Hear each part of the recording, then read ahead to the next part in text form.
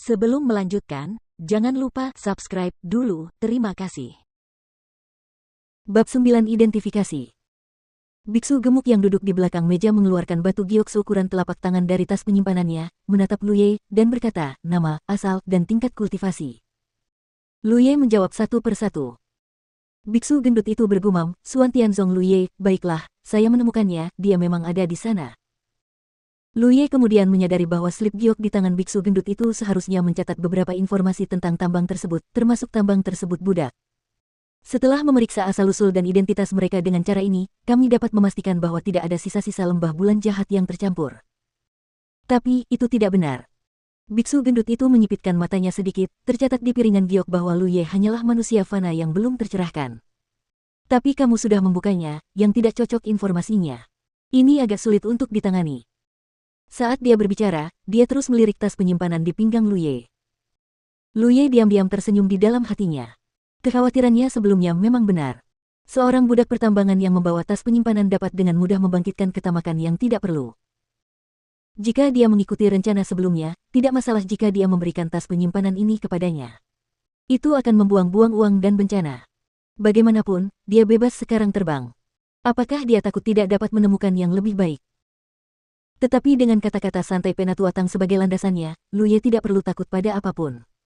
Menghadapi keraguan biksu gendut itu, Luye berkata, saya bertemu dengan seorang biksu lembah Siwe yang terluka di terowongan tambang. Saya membunuhnya dan membuka lubang spiritualnya di garis tipis antara hidup dan mati.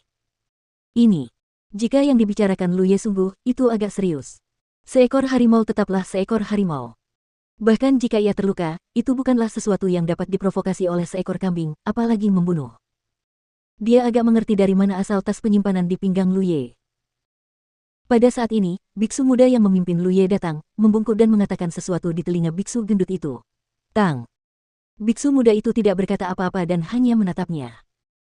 Biksu gendut itu bereaksi, terbatuk ringan, dan memandang Luye, yang ekspresinya menjadi lebih ramah. Begitu, kamu sedikit berani.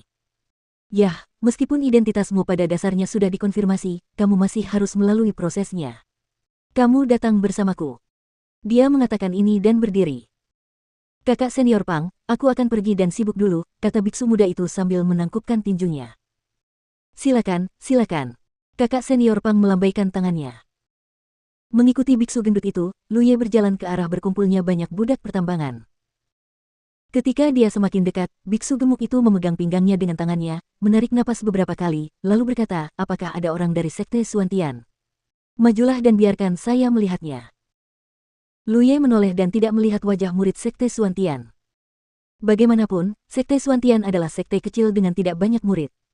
Ketika mereka ditangkap oleh lembah Sieyue setahun yang lalu, banyak orang meninggal, dan hanya sekitar 20 anak muda yang masih hidup. Selama setahun terakhir, banyak orang telah meninggal, tapi dalam ingatan Luye, seharusnya ada 3 atau 5 orang yang masih hidup. Namun saat ini, 3 atau 5 orang tersebut tidak terlihat, dan mereka pasti mengalami sesuatu yang tidak terduga.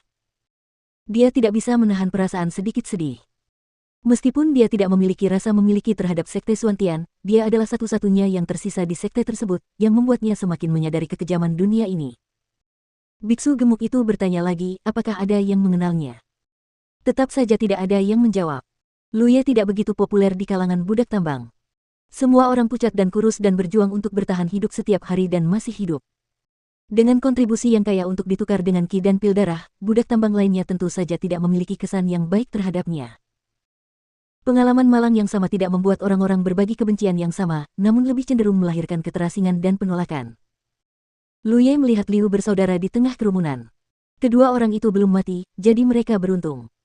Namun, Liu bersaudara tidak berniat berdiri untuk membuktikan identitas Luye, dan hanya menatapnya dengan sombong. Biksu gendut itu hanya bisa melirik ke arah Luye, bertanya-tanya apakah orang ini adalah Luye dari sekte Suantian. Banyak orang telah memeriksa dengan cara ini sebelumnya, mengidentifikasi satu sama lain dan memastikan identitas mereka. Aku kenal dia adalah sekte Suantian Luye. Tepat ketika biksu gendut itu curiga, sebuah suara lemah keluar. Siapa yang berbicara? Biksu gendut itu mengalihkan pandangannya ke belakang dan mengikuti sumber suara. Kerumunan itu berpisah atas inisiatif mereka sendiri, memperlihatkan pembicaranya. Luye sedikit terkejut saat melihat penampilan pria itu dengan jelas, karena dia baru bertemu pria ini sekali, dan dia sudah lama tidak melihatnya. Pembicaranya adalah seorang wanita. Dibandingkan dengan budak tambang berwajah abu-abu di sekitarnya, pakaiannya tidak cerah, tapi setidaknya rapi dan bersih. Biksu gendut itu memandang wanita itu dan bertanya dengan suara yang dalam, apakah kamu yakin dia adalah sekte Suantian Luye? Pikirkan baik-baik sebelum berbicara. Berbaring di depanku tidak akan memiliki konsekuensi yang baik. Wanita itu mengecilkan lehernya, tapi tetap saja berkata dengan tegas, saya yakin. Biksu gendut itu mengangguk dan melambai kepada Luye, oke, identitasmu tidak bersalah, pergi dan tetap di sana, jangan berlarian. Besok akan ada pertunjukan. Peluang menunggumu. Setelah mengatakan itu, dia berbalik dan pergi. Setelah dia pergi, suasana tertekan pun menjadi lega. Terlihat para budak yang tinggal di bawah ini masih sangat takut pada biksu gendut tersebut. Luye berpikir sejenak, lalu berjalan menuju wanita yang baru saja berbicara. Ketika dia sudah dekat, dia berkata, nak, terima kasih telah berbicara. Wanita itu menggelengkan kepalanya, tidak, kamu menyelamatkanku, dan aku bahkan tidak memilikinya saat itu. Saya punya waktu untuk berterima kasih. Apa yang dia bicarakan adalah apa yang terjadi hampir setengah tahun yang lalu. Pada saat itu, Luye bertemu dengan wanita ini jauh di dalam terowongan tambang dikejar oleh budak tambang lainnya. Luye tidak tahan lagi, jadi dia memberinya pelajaran. Budak penambang yang melakukan pembunuhan itu diberi makan. Namun sejak saat itu, dia tidak pernah melihat wanita ini lagi. Luye tersenyum, kalau begitu kita imbang. Wanita itu juga tersenyum, dan vitalitas kembali ke wajahnya yang cemberut bahkan. Mari kita saling mengenal lagi, Sekte Suantian Luye. Hatinya memamerkan sikapnya yang anggun, Tuan Yu, Yu Xiaodi. Luye bertanya dengan rasa ingin tahu, Nona Yu, tahukah Anda mengapa kita berkumpul di sini? Peluang apa yang disebutkan pria gemuk itu tadi? Xiaodi mengulurkan tangannya untuk memegang telinganya. Melihat rambut di sampingnya, dia menjelaskan, kami adalah orang-orang dengan asal-usul yang jelas dan identitas yang tidak bersalah. Pada dasarnya, kami belum terbangun. Bahkan jika kami telah terbangun, tingkat kultivasi kami adalah sangat rendah.